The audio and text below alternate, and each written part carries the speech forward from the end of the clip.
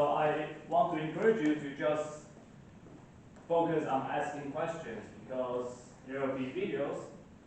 So if you want to take any notes, you can take them after the lecture. But once the lecture is over, you lose your chance to ask questions. That is not in office hours. So I encourage you to just focus on understanding what I'm saying. Interrupt me whenever you want. Okay. All right, let's start by reviewing the most important thing, dimensional analysis.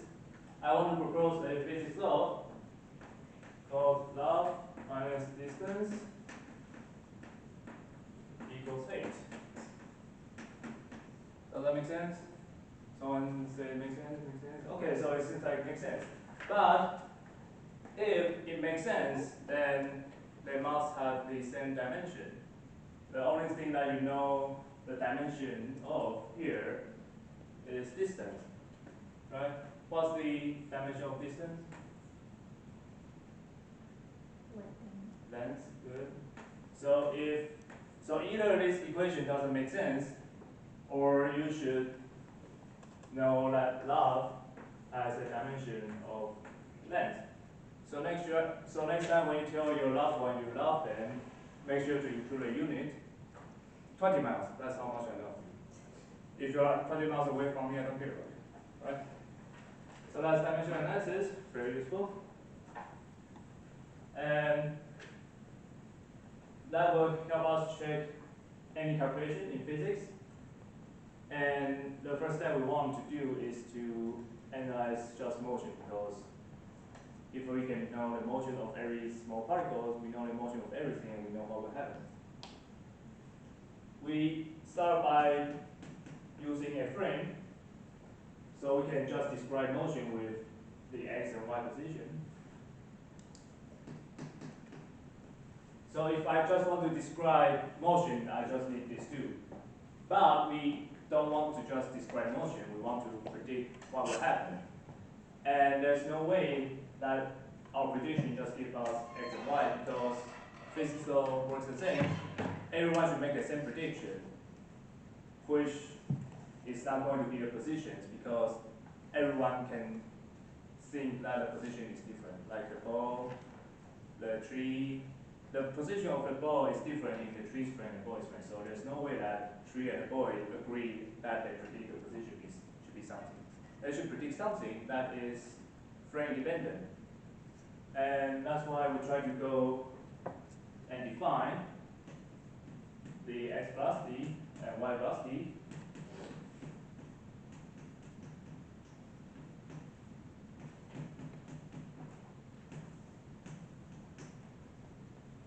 And these are definitions of them. You must memorize them. There's no reason why it's not derived from anything. It's just something that will help us to construct a physics law. So you have to memorize them. There are very few things you need to memorize in my class. This is all you need to memorize in part 2 on this course. Also part 1, there's nothing you need to memorize on part 1. You just need to know how to do dimensional analysis and tendency check.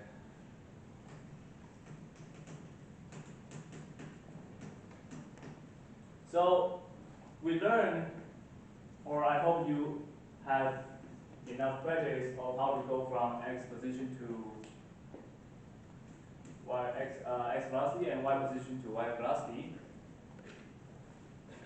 But the goal of us today is to define something in a similar way called the x acceleration and the y acceleration.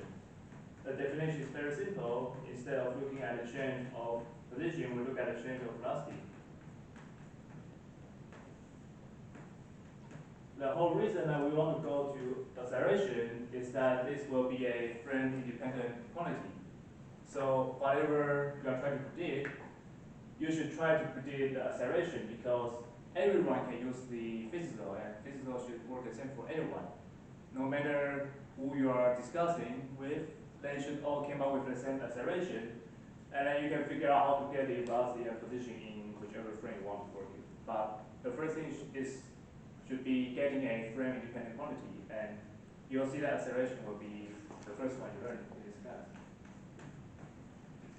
And there's also y acceleration because we have x and y for velocities.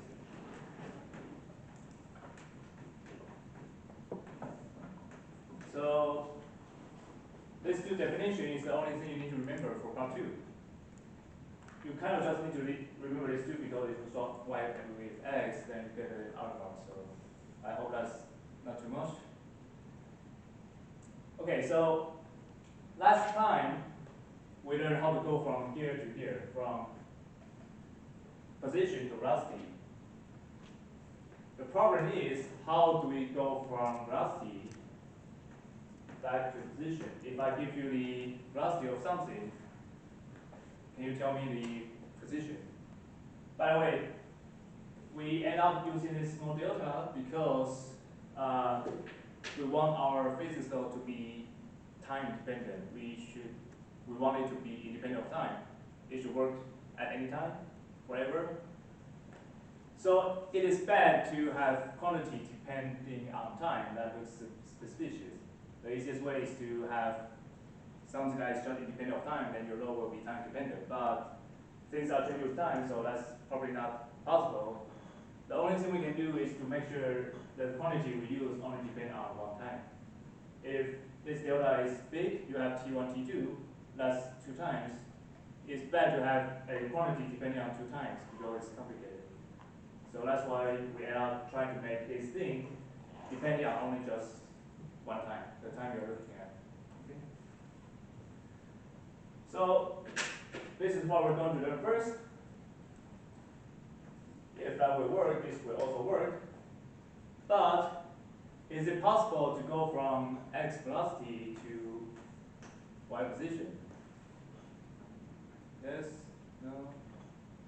Yes? No? Yeah, there's no way they are independent. This is all about x, this is all about y. That's why I have to keep writing everything twice because they are just 2 different things. Alright? So let's start with the easiest one.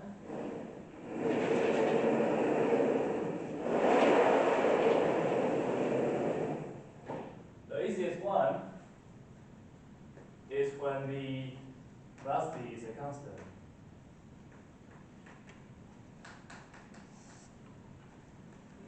If it's not changing, it will be easy, right? I hope you know that if the x is a constant, then the xt graph should look like a straight line. Any question with that? Yeah? Sorry, name? I'm Olivia. Olivia, yeah. Does it have to be like diagonal line or is it supposed to be horizontal? Like if it's a constant? So short answer is it doesn't matter as long as it's a straight line. Okay. The reason is that this is the slope. So as long as the slope remains the same, you can start down here, you can go down, you can be horizontal. All these 4 lines represent some motion with constant dx.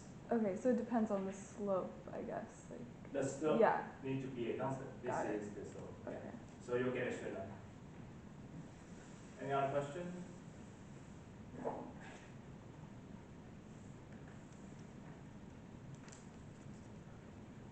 Now, when you have a straight line like this, let's say you want to look at a thing that is at x1 at t1.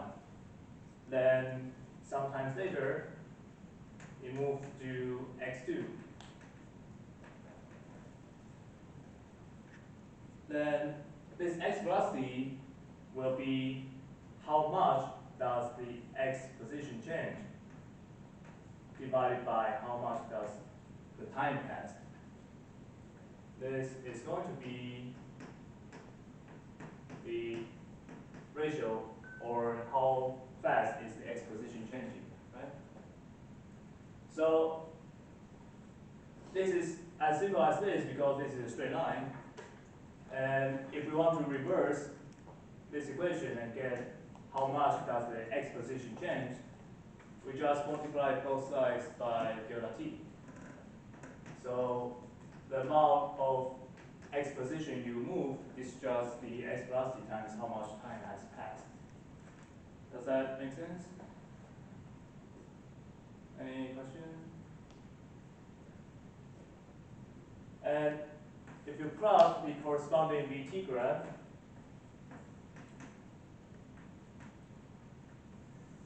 the slope of the thing, which is x velocity, should be a constant of time. So it's a horizontal line. It is this big at all the times. It's a horizontal line. Okay? And let's say T1 is here, T2 is here. If you look at this equation, you will see that Vx is the height of this rectangle. This is not Vx, yeah. And delta t is how much has the time passed, so it is the length of this rectangle. If you multiply the length with the height, you get the area of this rectangle, and according to this equation, this area will be the x displacement, delta x from T1 to T2. Delta x is sometimes called x displacement.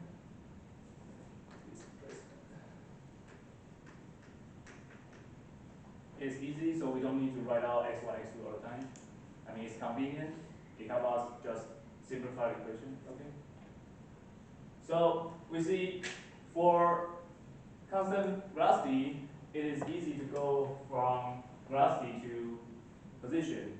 You just multiply the velocity with time, and you get how much position has been increased. The key is that you can visualize this region as this area under the VT curve.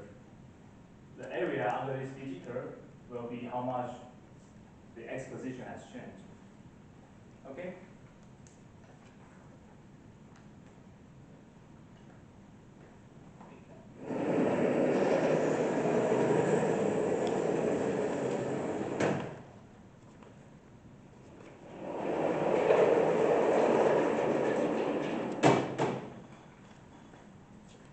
Now, what is slightly more